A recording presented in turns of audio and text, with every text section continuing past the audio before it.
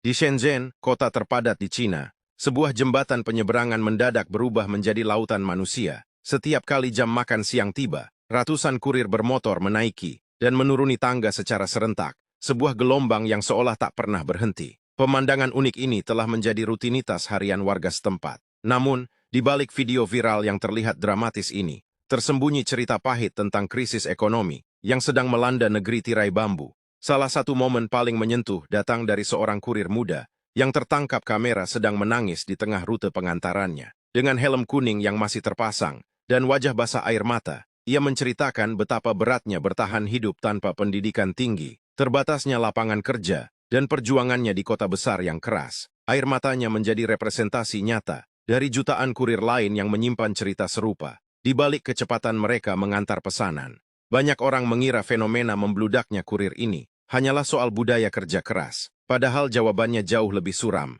Ini adalah krisis lapangan pekerjaan yang sangat parah. Tingkat pengangguran anak muda di Cina mencapai 16,5% di akhir 2025.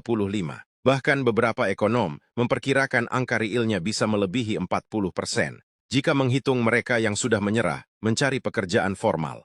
Yang lebih mengejutkan, lebih dari 12 juta lulusan universitas diperkirakan masuk ke pasar kerja pada 2026.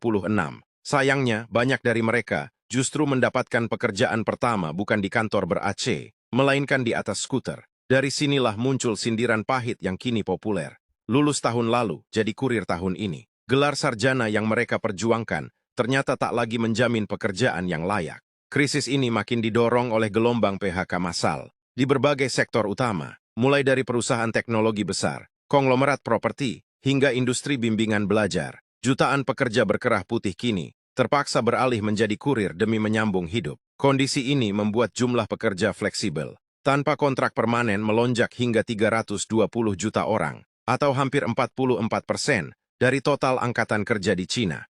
Ironisnya, membanjirnya orang yang beralih profesi justru menciptakan masalah baru. Sekitar 20 juta orang kini harus berebut hanya 4 juta lowongan kurir yang tersedia di seluruh negeri. Semakin ketat persaingan, semakin kecil pendapatan yang diperoleh, sehingga mereka terpaksa bekerja jauh lebih lama, hanya untuk mendapat penghasilan yang sama seperti sebelumnya. Momen kurir menangis dan jembatan yang padat itu bukan sekadar konten hiburan. Di baliknya tersimpan potret nyata perjuangan bertahan hidup. Dulu kita sering diminta menuntut ilmu setinggi mungkin, agar masa depan cerah, tapi realitasnya gelar tak lagi menjamin karier. Pada akhirnya, yang terpenting bukan gengsi pekerjaan, melainkan keberkahan rezeki yang didapat.